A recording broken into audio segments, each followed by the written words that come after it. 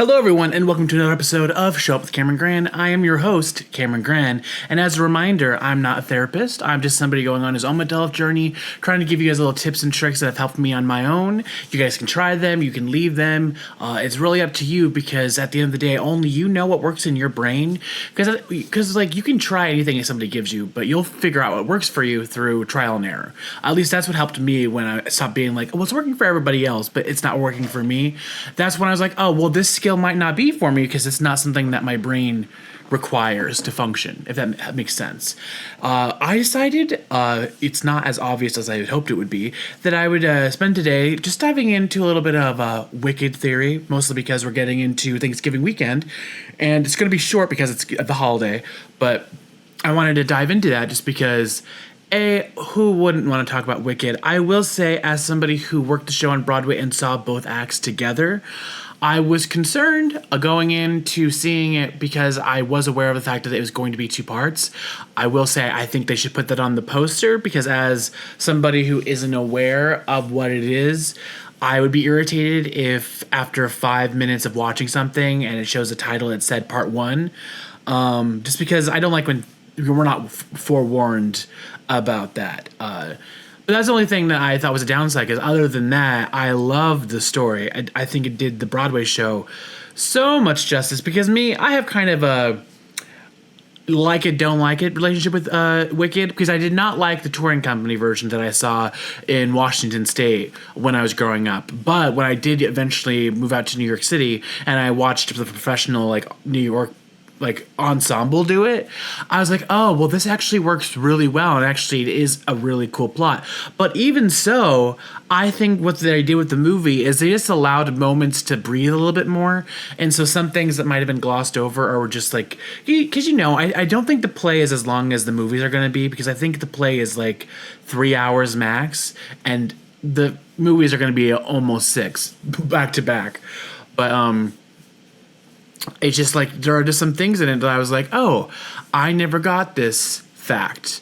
And I'm going to dive into details. So if you're not aware of spoilers, I'm going to give you spoilers. And mostly because I do think that Wicked itself has a lot of, I think, mental hurdles you go through when you grow up. And a lot of those things are things that I feel like if I had DBT at the time when I was growing up would have helped me. And so I want to highlight that because there's definitely a lot of things if you watch Act 1, and it's just the beginning of what is a very close relationship between Elphaba, the Wicked Witch of the West, and Glinda, the Good Witch. There's a bond that you see happening in those movies that I think teaches you the importance of not only forming connections, but allowing others to be themselves, even if they can't go with you for the entire length that you want them to. Because I think it's a hard lesson to learn is when you have very close friends and then you realize, oh, well, my friends don't want to advance anymore in the path that I want to, or they're content where they're at, and I can either be upset with them about that, or I can just love them for their choices as long as they're showing that they also want me to succeed. And that's all really friendship is about, because Defying Gravity is one of the most, I think, sung songs in auditions for any singing competition, and I think it is because it's such a complex vocal while also being very performative, because you really have to know the acting beats to do that song justice. But even so, I've heard that song so many times, but when I watched the movie, because when you hear somebody perform it, it's nonstop. But the movie kind of had different things happen, and it would pause for a little bit, and then it would come back, and those pauses meant everything. So much so that I literally had to go back and re-listen to the original Broadway soundtrack, because I was like, is this really what Glenda meant in the original version of the show? Because if so, then I have severely overjudged Glinda, because my huge problem with that character is, now again, if you've only seen The Wizard of Oz, Glinda is, I think, working her way towards being what she is in The Wizard of Oz, but she's definitely more of a high school bully who realizes her own faults and then becomes a better person. But the one of the huge things that she talks about is just like the power of popularity and how you have to be very like shallow and callous towards people because if you actually try to be more serious, then it kind of makes it harder for people to just dance through life. Sorry, that's another song, but it's like when, because we're all tied to escapism. Like that's what entertainment is. We all like to go to like watch things when times are hard. For me, I like doing that, but that's because I usually like the lessons I learn, because that's really how I feel like I grew up is literature, stories, films have always been things that I went to just to like understand the world, and the stories like highlighted things I never even was aware of, so that way when I saw them in action, I could be aware of them and hopefully do something about that, or know like what is a situation that you can step in and help somebody, and what is a situation where you have to figure out how to step in a more safer way. And then it's just because part of the issue with Glinda is the fact that she is so attached to the popular like mindset. Like, oh, because like she could go with her really close friend, but by doing that, she would be making an unpopular choice. So I guess what was that thing it's called when you're growing up, when peer pressure. Like she's very much aware of how people are viewed, and so any decision that might make her look bad to other people, it's harder for Glinda to make those decisions. And I did not understand that watching the Broadway show. It's in there, but to me, it happens over a longer period of time. Like with Act 2 is when I felt like it was mostly happening to her. But no, it starts even towards the end of this movie. And so that's what made it more beautiful to me, is it's like, oh no, she wasn't being fake at all. She really wants Elphaba to succeed with whatever she's going to do, that like to make what she feels is right. And I think it's very powerful, because like we all have our own opinions about like, oh, is this crossing the line, is this not crossing the line? And then like on the same stance, like what is a big deal to you might not be a big deal to somebody else. And that's why I have always said that your core values is an important lesson in DBT, because things that are not a big deal for you, you're not going to like be upset about them. Like one of the things I've been listening to recently is like this podcast called The Lazy Genius, and it's kind of restructuring your life so that way you focus on the things that matter and kind of push away the things that don't matter because they're not a priority in your current life.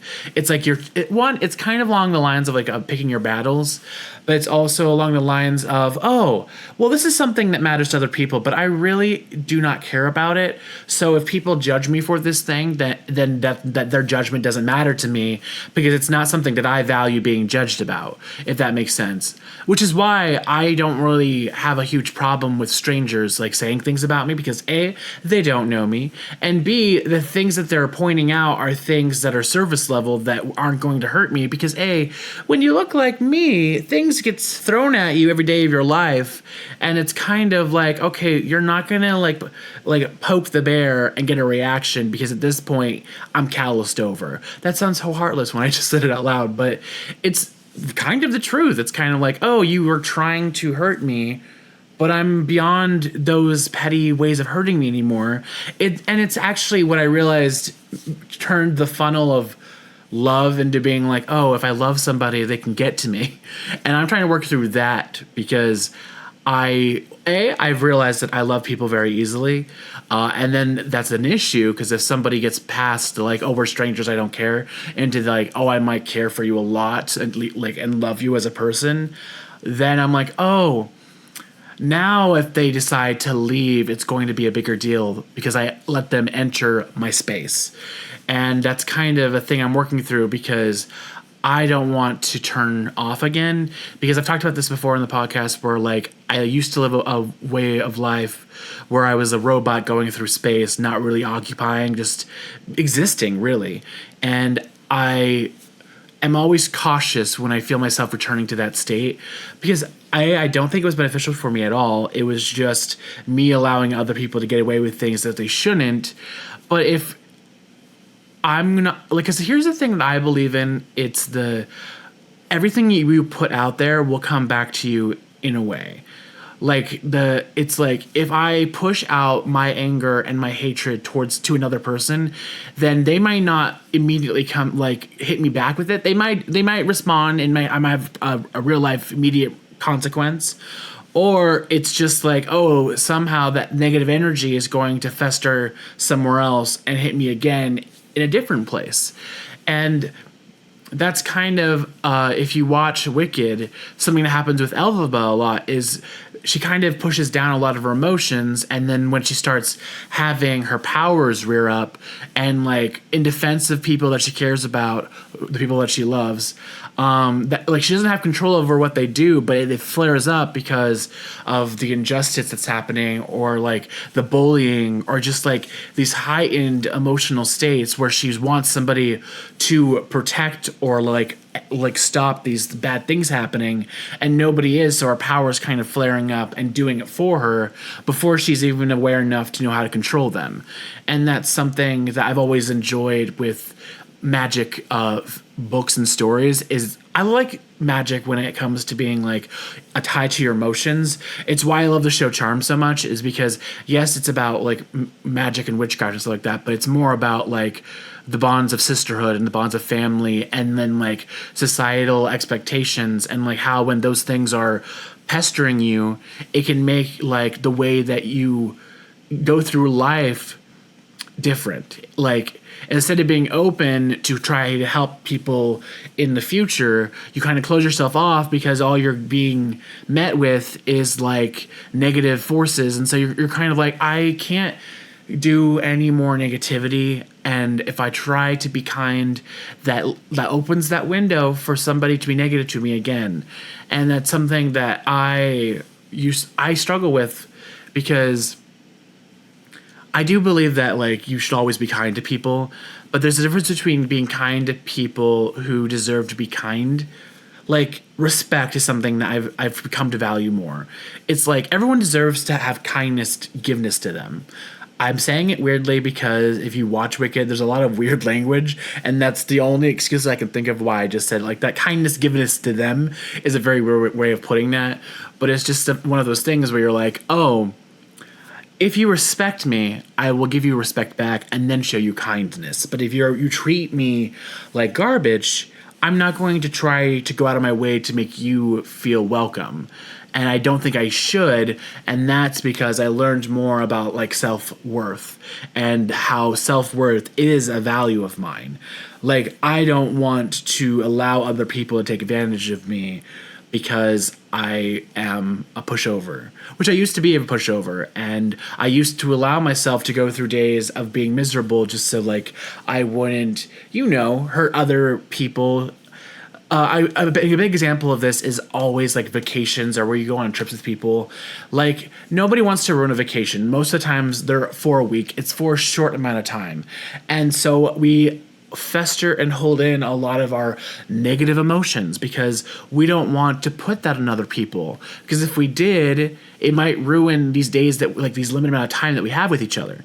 That's why I feel a lot of family holidays get kind of dicey. It's because people want to be with their family because it's one of the rare times where you're guaranteed to be off work so you can visit family, and it's usually a couple of days to go and do that.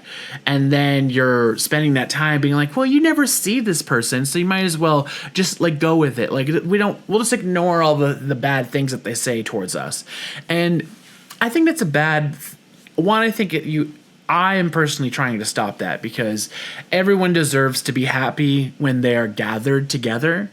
And if they're not happy and it's because something happened, because a lot of times people bully each other, and people are oh, we're all joking. But if we're all joking, then nobody should be upset. And so a check-in is nice. And that's something that I've learned that I valued, is it's kind of I want to make sure that if I think something might make somebody in a group feel unwelcome, that I take a step back and point it out and be hey, I had this thought. It could be nothing, but I want to make sure I highlight this because if anybody does feel this way, I want to make sure that they know that they have the space to voice out their concerns, because when we go throughout the rest of the week, being together or the holiday together, I want us all to be like present and in that moment of just enjoying this time together, not wrapped up in our minds being like, I can't believe what Jerry said. Like, can you believe Jerry said that to me? And he knows like that's a big subject to me. Cause like that's the like an internal dialogue that's happening in your brain while you're looking at Jerry. Whereas if you talked it out with Jerry before like you started like really having to be around him, you might not have to have gone through all of that mental gymnastics. I call it anxiety because usually if I'm thinking that much about other people, it's because I'm anxious. I have anticipatory anxiety, which means that like if I have plans to meet up with people, or if I'm setting up plans, or if I need to talk to you because something does upset me, when we're not talking, all I'm doing is thinking about you. And you know, I wish I had it in me to let things go. Sometimes I can let things go, but it's harder for me because like I'm still working through something, and it's been over a year with no contact, and I wish that would just stop be a thought. Like, you know, it's been a year and like somebody has not talked to me. I wish that I could just turn off like my desire to plan out the conversation that we're going to have when we eventually do talk to each other. But every day and almost every hour, I still think about what we're going to say, and I have to remind myself, hey, no. You are trying to predict the future. You are trying to, I guess, allow your anxiety to plan out a scenario of something that has never existed. Because another thing that people get lost upon is the way you view somebody else and the way that you think about a situation is not always the reality, because a lot of times we have what we think about something, but we don't ever actually have like the real person in mind. Because like that's something that I love when we learned about history is like, okay, well, you have to remember that like things get removed. So like a history book is very far away from what the event was in history. And that's why you want to start with first accounts, like maps that were used at the time of this. Like the Lewis and Clark journey across the Oregon Trail is a big example of this, because you have the maps that they were creating, and then you have the journals that they used as they went, as well as letters that they were sending to people. And then those are like first person accounts. And then after you have the immediate people, that's when you have it's going to sound like rumor people. It's like the people who were there, but like in the background. So they were never part of the decisions. Like, you know, Hamilton, like they weren't in the room where it was happening. They were just present and around it. So they were very aware of what was happening and wanting to figure it out. It's kind of like if you go to work and then like all your coworkers don't know what's happening, but they know that management has to tell them something. And so your coworkers are like, well, I heard this and I heard this and I heard this. That's secondhand. It's not like as trustworthy as hearing it directly from a source. And then so that's kind of what a history book is kind of like. Oh, and then history books are like a consensus of all these things put together, but they're not actually like always 100% in favor of the right thing. And that's kind of something that happens in Wicked that they highlight, is the fact that Elphaba is labeled to be the Wicked Witch of the West. And she's labeled that way because of things that happened with somebody who is supposed to be the very trustworthy character. And then people who are also trusted kind of jump on what he's saying. And because of that, take a drink. And then because of that, and because they did that, that's when the world kind of starts listening to like the rumors opposed to like the actual sources.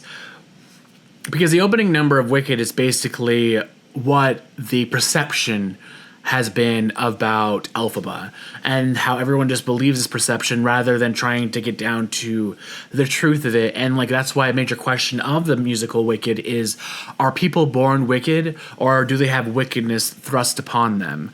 And that's actually a huge reason why I was talking about my boundaries, why at first I didn't like returning negativity that I was receiving, because I know what happens in my life and what, like, where I was bullied growing up.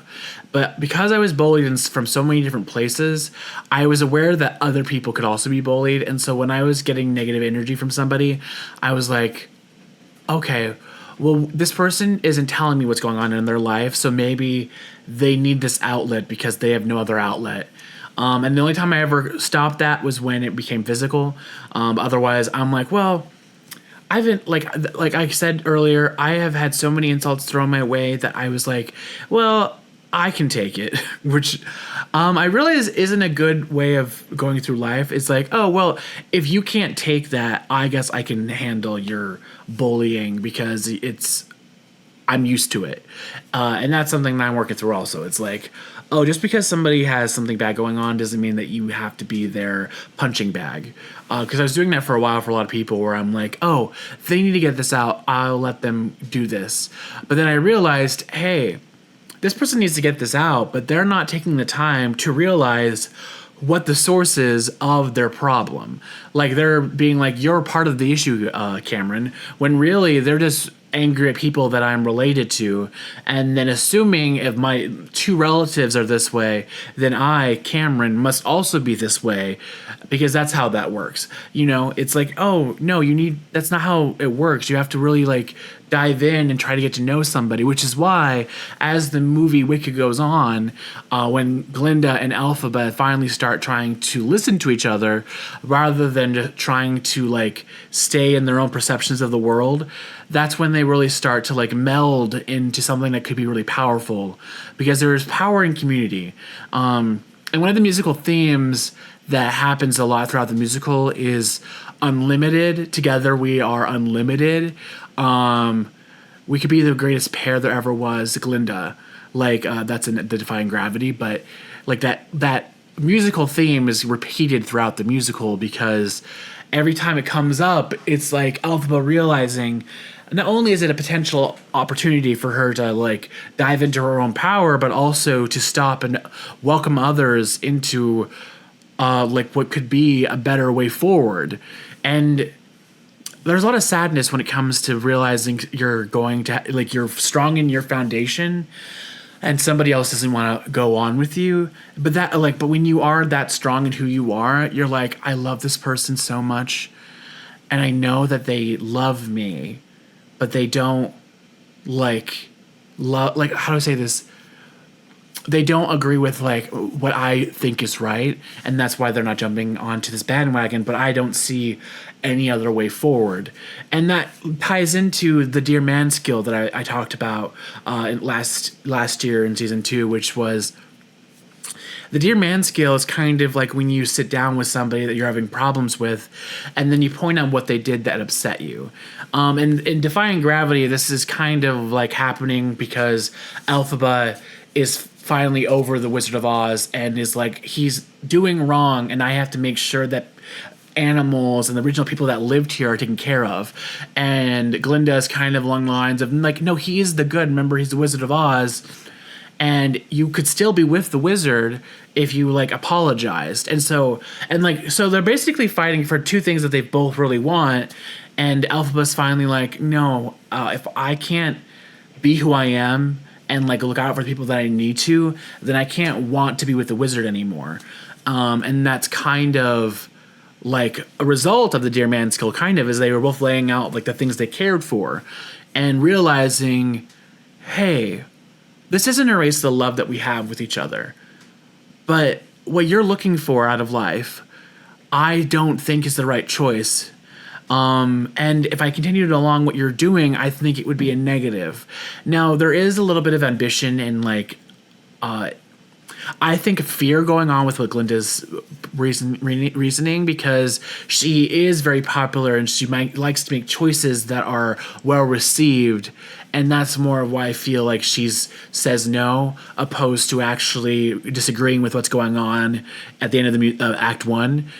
But I love the fact that after they've laid out their deer part of the dear man skill, they then were listening to each other and trying to compromise.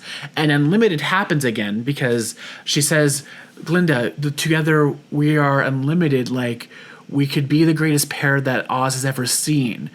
And then there's like this moment where they look at each other, and then Glinda realizes, she hopes that you're happy in this choice that you're making, and she sees that it means everything to you, and that she wants you to do what you think is best, and that it's successful and you get what you want out of life. And then Alphaba says the same thing, even though she doesn't think that Glinda's making the right choice. She's like, listen, we're both making choices that will separate our paths here forward, but know that I do hope it brings you happiness and joy, and that you don't live to regret this decision, because I don't want you to live with regret. I want you to be happy. And that's what I find so beautiful about the end of Act 1 is in the Dear Man skill, once you've laid out what has been upsetting you and what you're looking for with somebody else, if they can't give that to you, you have to be okay with walking away. And walking away doesn't mean that you have to think of that person as a bad person. It just means, okay, we are not compatible. Our lives are no longer tied. And I'm not going to be upset about that anymore, because I cherish the time and the lessons that we learned together. And I want you to be successful and to have joy and to move forward, knowing that I fully support you in whatever your choices are, even though they aren't the choices that I would have made.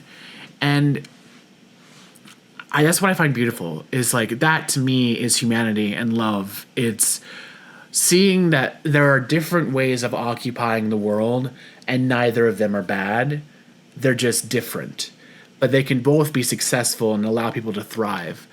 Like, the way that the world works doesn't have to be in one way, because if we inhabit and like love everybody that we're connected to, then it can only build and get better from there. And that's something that I really cherish, because I feel like Alphaba in a lot of ways, which is the fact that I feel like when I am safety and like people I love are like in danger, I make what I feel is right, and like I go with what those emotions first, but I know that those are not always the popular decision.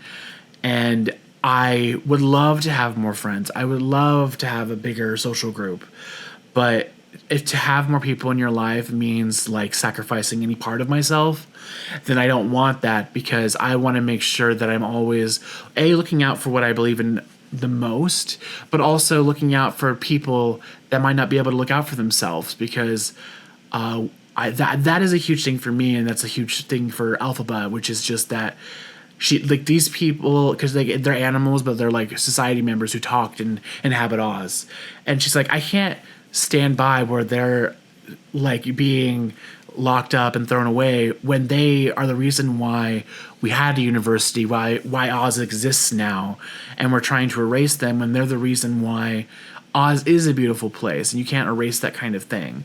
And that's kind of what I love about the show, is it's kind of like there are different ways of living throughout the world, but instead of being afraid or not thinking or not and worrying about like whether or not your heart is capable of it, it's not about those things in the Wizard of Oz. It's about trusting the path forward and like following it and letting whatever comes along the road happen, and dealing with it, but continuing until you get to what your eventual end goal is. And if you don't get what you want initially, you can find other ways to get what you need from life. And that's kind of what I enjoyed about Wicked, is like the way that it parallels the Wizard of Oz. So that is my recommendation if you're free for, Thanksgiving. I haven't seen Moana 2 yet, but I feel like that's also going to be a good one too. But Wicked definitely will leave you having a lot of emotions, and it definitely points out a lot of things. And I love Cynthia Erivo and Ariana Grande. I don't know her, like, she uses a different last name. I don't know it, but it's because she's trying to do something different for her acting roles. But they were both really good in these roles. And as somebody who's seen Wicked a lot, because I used to work the show, I was like, oh, okay. They did it they did it really well, and it surprised me. And I love John M. Chu. He's such a great way of directing. Every time I was like, I wish they'd do this, he would do it. I'm like, oh, these are the ways that I picture things, and it made me so happy. So I definitely would recommend. Like I said, this video is going to be a short one because it is the holiday. I hope you guys have a wonderful Thanksgiving. Go out, enjoy yourself, do whatever you want to feel thankful, and I hope you guys have a wonderful day. And remember, through all the chaos, to take a moment, just stop and think to yourself, or breathe, whatever you need. And you just remember, you gotta show up for yourself because you matter.